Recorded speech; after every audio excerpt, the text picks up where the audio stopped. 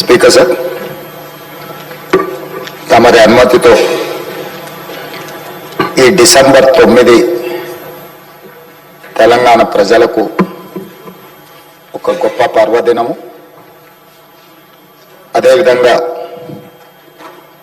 December 9, 2009 నాడు ఆనాటి కేంద్ర హోంశాఖ మంత్రులు చిదంబరం గారు తెలంగాణ రాష్ట్ర ఏర్పాటు ప్రక్రియను ప్రారంభిస్తున్నామని చెప్పడమే కాకుండా మొట్టమొదటి తెలంగాణ రాష్ట్ర ఏర్పాటు ఆకాంక్షను వారు ముందుకు తీసుకొచ్చారు.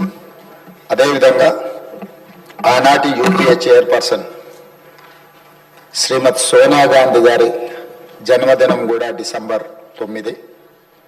ఈ రోజుకు వారు 78 సంవత్సరాలు పూర్తి చేసుకొని వారు మన 60 సంవత్సరాల ఆకాంక్ష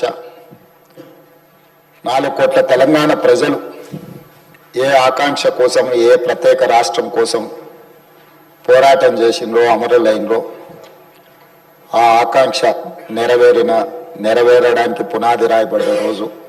అందుకే ఈరోజు ఈ శాసనసభ ద్వారా తమరి అనుమతితో శ్రీమతి సోనియా గాంధీ గారికి జన్మదిన శుభాకాంక్షలు ఈ సభ ద్వారా తెలియజేయడము మన యొక్క తెలంగాణ ప్రజల యొక్క కృతజ్ఞత శ్రీమతి సోనియా గాంధీ గారికి చేరవలసిన అవసరం ఉన్నది. అందుకోసమే మా సహచర శాసనసభ్యులందరినీ కూడా శ్రీమతి సోనియా గాంధీ గారి 78వ జన్మదిన శుభాకాంక్షలు తెలియజేయవలసిందిగా కోరుకుంటున్నాను.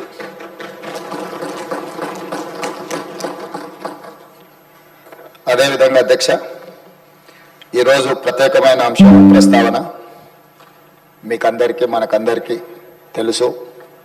ఆనాడు తెలంగాణ ఉద్యమం జరుగుతున్నప్పుడు మీరు అన్ని అంశాలను ప్రత్యక్షంగా చూసిన వాళ్ళు.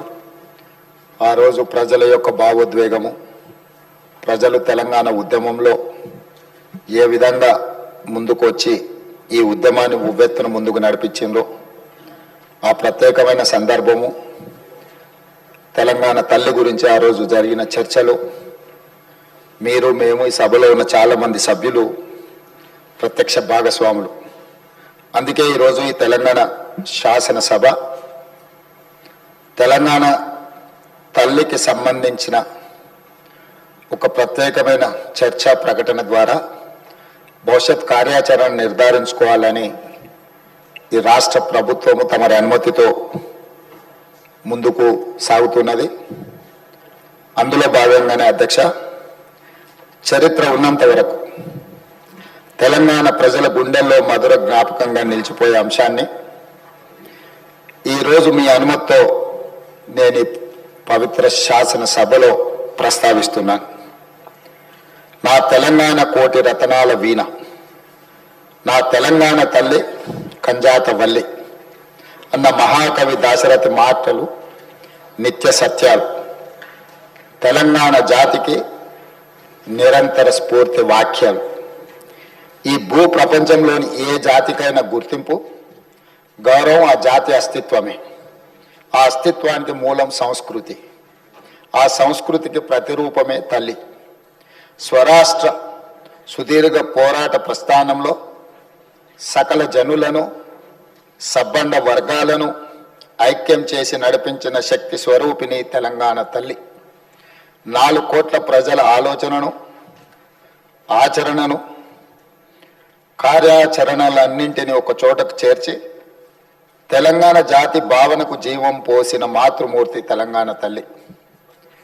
మనల్ని నిరంతరం చైతన్యపరిచి లక్ష్య సాధన వైపు నడిపించిన గొప్ప స్ఫూర్తి తెలంగాణ తల్లి. అలాంటి తెలంగాణ తల్లి స్వరూపంపై పలు రూపాలు ఇప్పటికే జనబాహుల్యంలో ఉన్నాయి. వాటిలో దేనికి ఇప్పటి వరకు అధికారిక గుర్తింపు లేదు, అధికారికంగా మనం గౌరవించుకోలేదు. తెలంగాణ నేల స్వేచ్ఛ కోసం పిడికిళ్ళు బిగించిన ఉత్తేజపు జ్వాల, సకల జనులు ఒక్కటై గర్జించిన ఉద్వేగపు మాల.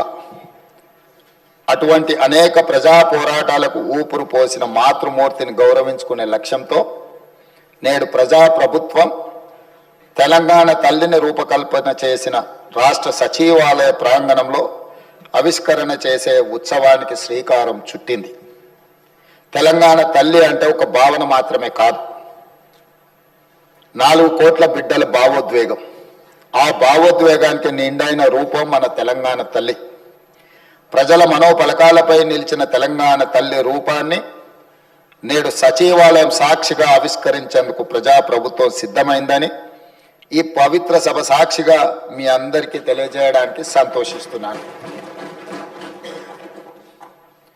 తెలంగాణ తల్లి రూపకల్పనలో మన సాంప్రదాయాలు, సంస్కృతులు, చారిత్రక నేపథ్యాలను పరిగణలోకి తీసుకొని ఒక నిండైన రూపాన్ని తీర్చిదిద్దడం జరిగింది.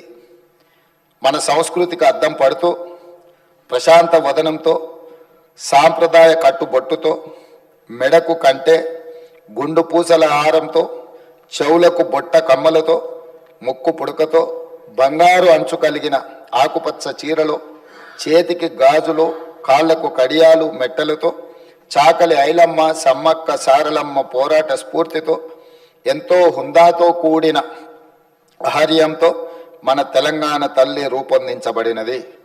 కుడి చేతితో జాతికి అభయాన్నిస్తూ, ఎడమ చేతిలో తెలంగాణ మాగాణంలో పండే సాంప్రదాయ పంటలైన వరి, జొన్నలు, సజ్జలు, మొక్కజొన్న పంటలతో మన సంస్కృతిని, సాంప్రదాయానికి నిలువెత్తు రూపంగా తీర్చిదిద్దడం జరిగింది. తెలంగాణ తల్లి నిలుచున్న పీఠం మన చరిత్రకు దర్పణంగా రూపొందించాం. తెలంగాణ చిరునామనే ఉద్యమాలు, పోరాటాలు, అమరుల ఆత్మ బలిదానాలు. దానికి సంకేతంగా పీఠంలో బిగించిన పిడికిళ్లను పొందుపరచడం జరిగింది. పోరాడి సాధించుకున్న తెలంగాణ రాష్ట్రాన్ని ప్రపంచంలోనే సమున్నతంగా నిలబెట్టాలన్న లక్ష్యాన్ని గుర్తు చేస్తూ చేతులన్నీ కలిపి పీఠాన్ని మోస్తున్న తీరు తెలంగాణ పునర్నిర్మాణ రీతిని తెలియజేస్తున్నాయి. అధ్యక్ష, తెలంగాణ తల్లి రూపకల్పనలో ఉపయోగించిన వర్ణాలకు కూడా ప్రత్యేకత ఉంది, గొప్ప తాత్వికత ఉంది. పీఠంలో నీలి వర్ణం గోదావరి కృష్ణమ్మలు తల్లి నిన్ను తడపంగా అన్న అందశ్రీ గీతంలోని తెలంగాణ జలదృశ్యానికి ప్రతీకగా నిలుస్తుంది. అలాగే ఆకుపచ్చ వర్ణం పచ్చని మా నేలల్లో పసిడి సిరులు పండంగా అన్న తెలంగాణ సస్యశ్యామల వ్యవసాయ కీర్తికి సంకేతంగా కనిపిస్తుంది. ఎరుపు వర్ణం మార్పుకు, ప్రగతికి, చైతన్యానికి ప్రతీక. బంగారు వర్ణం శుభానికి, ఐశ్వర్యానికి, సమృద్ధికి నిదర్శనంగా నిలబడుతుంది. పుట్టుక నీది, చావు నీది, బ్రతకంతా దేశానిదన్న కాళోజీ మాటల స్ఫూర్తితో స్వరాష్ట్ర ఉద్యమంలో లక్షలాది మంది యువత ఉద్యమ జ్వాలలై వెలిగారు. తమ బండిపైనే కాదు, గుండెపై కూడా తెలంగాణ సంక్షిప్త నామాన్ని టీజీగా పచ్చబొట్టు వేయించుకున్నారు.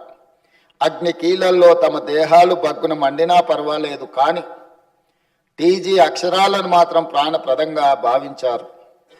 ఆ ఆకాంక్షలు నెరవేర్చే ఉద్దేశంతో తెలంగాణ సంక్షిప్త నామంగా టీజీకి అధికారిక గుర్తింపు ఇస్తూ ప్రజాప్రభుత్వం నిర్ణయం తీసుకున్నది.